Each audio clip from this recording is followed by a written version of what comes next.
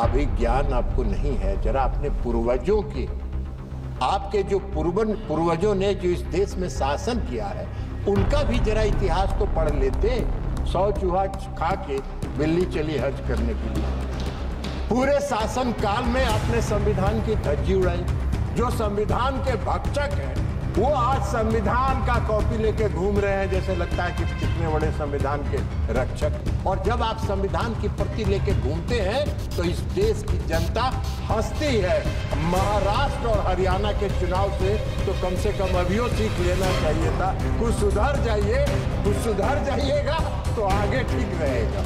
Emergency भी जब लगाया इन्होंने इस देश में तो 12 बजे रात में सभी कैबिनेट मंत्रियों को बुलाकर दस्तखत कराया गया और सुबह इमरजेंसी की घोषणा कर दी गई। तो गद्दी बचाने के लिए उन्होंने इस देश में इमरजेंसी लगाया और लाखों लोगों को मीसा में उठा के जेल में बंद कर दिया गया। पूरे देश में कोई छोटा से लेके बड़ा विरोधी दल का नेता नहीं था जो सड़कों पर घूम सकता था। 5 साल के शासन को 6 साल कर लिया उन्होंने और उसके बाद अगर उनका बस चलता तो आजीवन के लिए अपना कर लेते।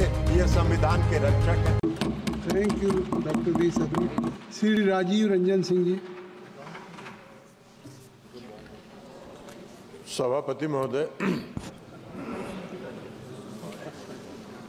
भारत के संविधान ने 75 वर्ष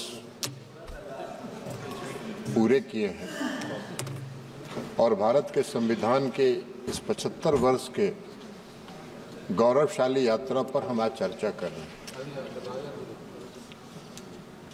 हमारे संविधान के निर्माताओं ने जब संविधान का निर्माण किया तो उस संविधान में ही संविधान के 2 पहलू। एक पहलू तो संविधान का वह है जो इस समाज के सभी वर्गों के लिए सामाजिक और आर्थिक उन्नति का रास्ता प्रशस्त करता है, तो दूसरी तरफ समाज संविधान के साथ छेड़छाड़ करने वालों के लिए भी उसी में प्रावधान है कि उनको कहां जगह मिलेगी। कई लोगों ने शासन किया इस देश में, बहुत लंबा शासन किया। अब आज बात करते हैं इस देश के आदरणीय प्रधानमंत्री नरेंद्र मोदी। नरेंद्र मोदी जी ने पिछले 10 वर्षों में जो काम किया है उसकी विस्तार से चर्चा माननीय रक्षा मंत्री जी ने की है। एक एक काम उन्होंने गिनाया, हम उसको दोहरा के उसका समय नहीं लेना चाहते, लेकिन एक मूल मंत्र जो आदरणीय प्रधानमंत्री नरेंद्र मोदी जी का है वो इसी संविधान से निकला है, जिसमें लिखा है, उनका नारा है, सबका साथ, सबका विकास, सबका विश्वास और सबका प्रयास। यही हमारा संविधान का मूल मंत्र। अब इनको कहां से समझ में आएगा ये मूल मंत्र? इतना लंबे समय तक इन्होंने किया और सैकड़ों बार उदाहरण है जब इन्होंने संविधान की धज्जियां उड़ाई और आज यही कारण है कि संविधान ने उनको वहां बैठा दिया जहां 15 साल से टहल रहे हैं। ये संविधान का ही, ये संविधान को ये ऐसा इस्तेमाल करते थे जैसे लगता था कि इनका, ये अभी चर्चा कर रहे थे, संविधान की बहुत बात कर रही थी। कांग्रेस पार्टी की माननीय सदस्य ने अपने प्रथम स्पीच में बहुत ही चुटकुले के साथ और व्यंग्यात्मक टिप्पणियां इस सरकार पर आदरणीय प्रधानमंत्री नरेंद्र मोदी जी की। अरे आप तो अभी ज्ञान आपको नहीं है, जरा अपने पूर्वजों की, आपके जो पूर्वजों ने जो इस देश में शासन किया है उनका भी जरा इतिहास तो पढ़ लेते। 100 चूहा, हम लोग के यहाँ कहावत है, सभापति महोदय आप भी जानते हैं, आपके यहाँ भी उत्तर प्रदेश में कहावत होगा, 100 चूहा खा के बिल्ली चली हज करने के लिए। पूरे शासन काल में आपने संविधान की धज्जी उड़ाई और संविधान की धज्जी उड़ाने के बाद जो संविधान के भक्षक हैं वो आज संविधान का कॉपी लेके घूम रहे हैं, जैसे लगता है कि कितने बड़े संविधान के रक्षक। संविधान के भक्षक, संविधान के रक्षक नहीं हो सकते। और इसलिए आप आज वहां बैठे हैं। आपको संविधान की प्रति लेके घूमने का हक नहीं है। और जब आप संविधान की प्रति लेके घूमते हैं तो इस देश की जनता हंसती है। और आपको कम से कम महाराष्ट्र और हरियाणा के चुनाव से तो कम से कम अभियो सीख लेना चाहिए था। कुछ सुधर जाइए, कुछ सुधर जाइएगा तो आगे ठीक रहेगा।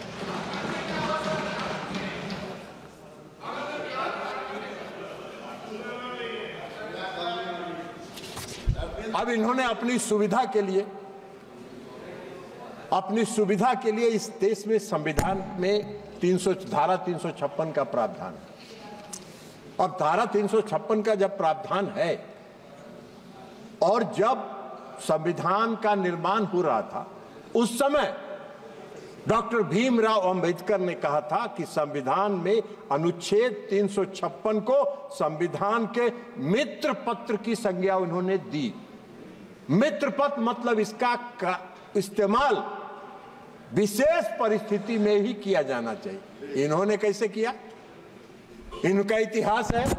इन्होंने किया, पंडित जवाहरलाल नेहरू जी ने 7 बार किया 356 धारा का इस्तेमाल। इंदिरा गांधी ने किया 51 बार, 51 टाइम्स धारा 356 का इस्तेमाल। राजीव गांधी जी के शासनकाल में 6 बार इसका इस्तेमाल हुआ। पीवी नरसिंह राव के समय में इसका 11 बार इस्तेमाल हुआ और डॉक्टर मनमोहन सिंह की सरकार में 12 बार हुआ।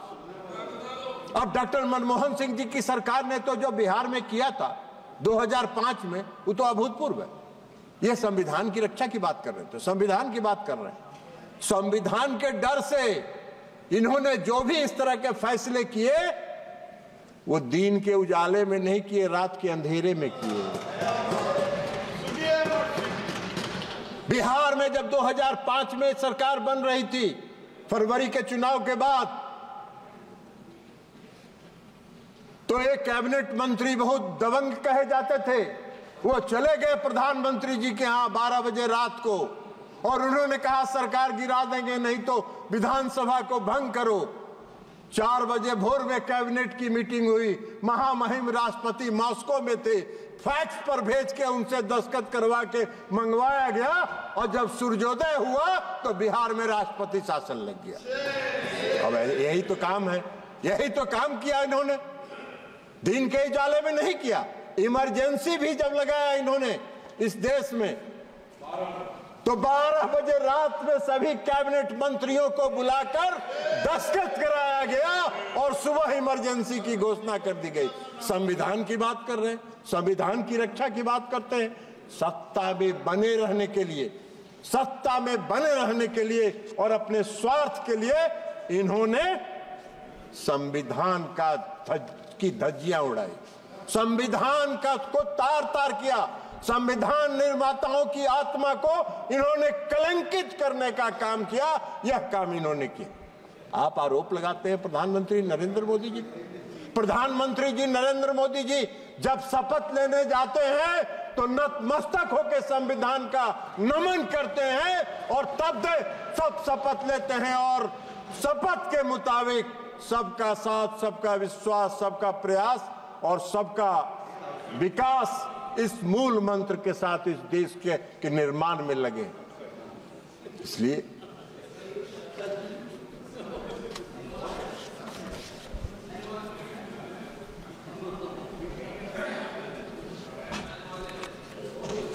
सभापति महोदय,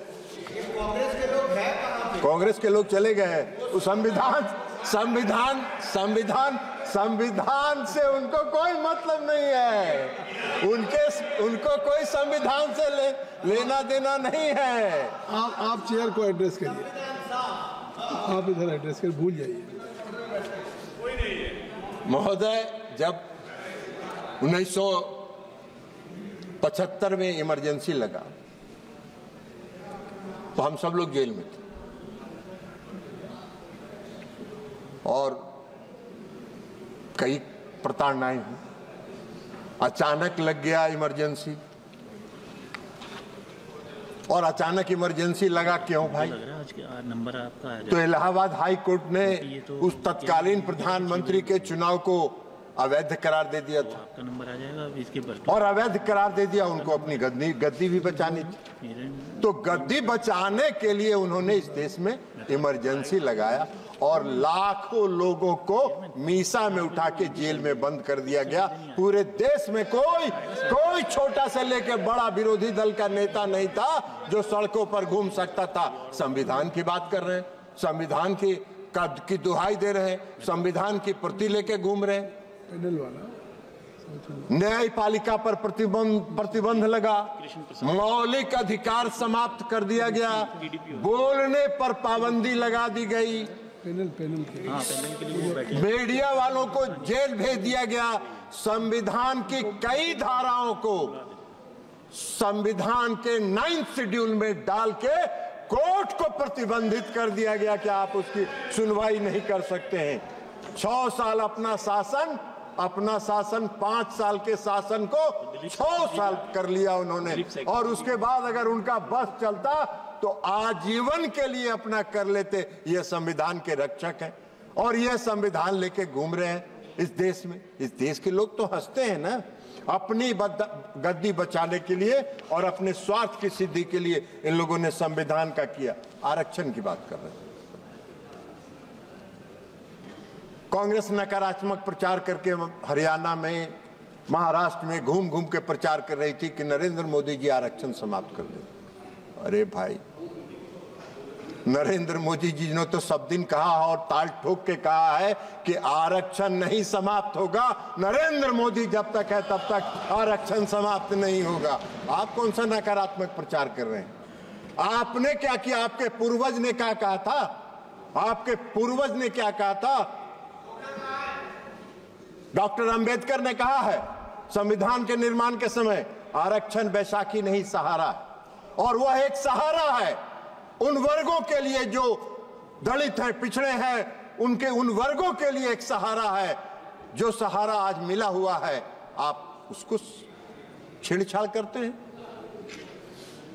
आरक्षण के सवाल पर जब बिगड़ चला तो पंडित जवाहरलाल नेहरू ने 26 मई 1949 में जो संविधान के असेंबली में भाषण दिया और आरक्षण का विरोध किया।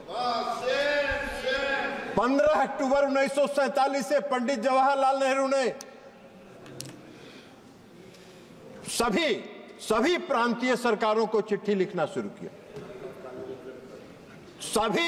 सभी प्रांतीय सरकारों को लिखा और 27 जून 1961 को लिखे पत्र में उन्होंने कहा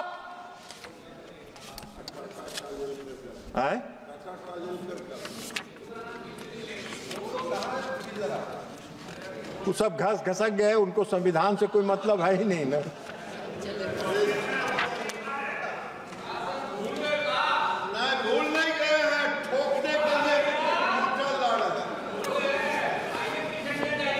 पंडित नेहरू जी ने लिखा, आदरणीय पंडित नेहरू जी ने लिखा, राजीव रंजन जी कर रहे हैं। मैंने कहा 1961 को उन्होंने जो पत्र लिखा प्रांतीय सरकार को, उसमें लिखा यह सच है कि हम अनुसूचित जाति अनुसूचित जनजाति के लिए की मदद के लिए कुछ नियमों और परंपराओं से बंधे हैं।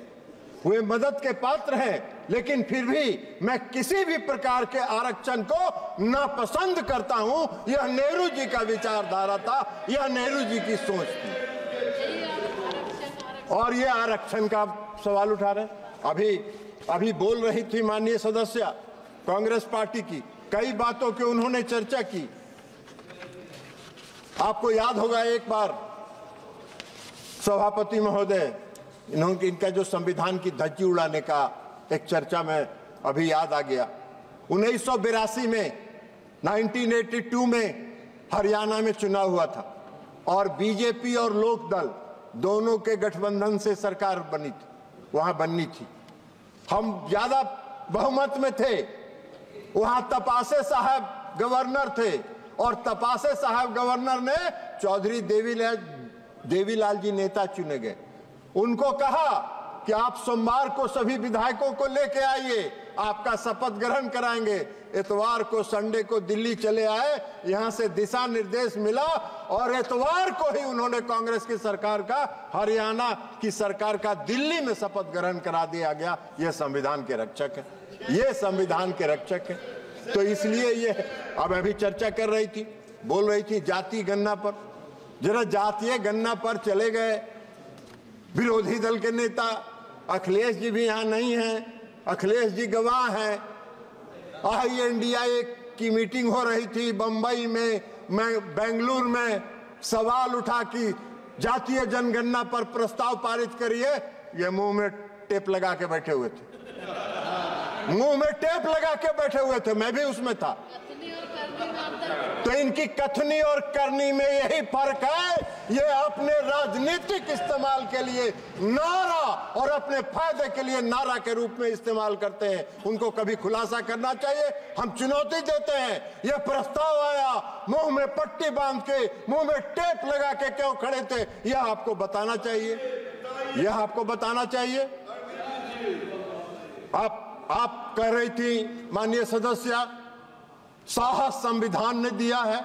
अरे संविधान में तो साहस दिया ही है, और संविधान ने अगर साहस नहीं दिया होता तो हम लोग इमरजेंसी में इतना झेलते कैसे? आपकी प्रताड़ना को, आपकी प्रताड़ना को हम लोगों ने झेला तो यह संविधान ने ही ना हमको साहस दिया था, और उस संविधान में हम लोगों ने झेला तो ये संविधान ने दिया है। लेकिन आपने कभी झेला नहीं है।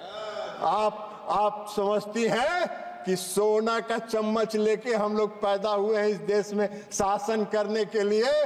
देश की जनता ने कहा कि आप विपक्ष में बैठने के लायक हो, वहीं बैठते रहो, वहीं आनंद करते रहो। मोदी जी तीसरी बार आए हैं, चौथी बार आएंगे, आपका नामो निशान कुछ दिन में समाप्त हो जाएगा। अभी हुआ है ना, अभी हरियाणा में, महाराष्ट्र में और जम्मू एंड कश्मीर में क्या आपका असर हुआ?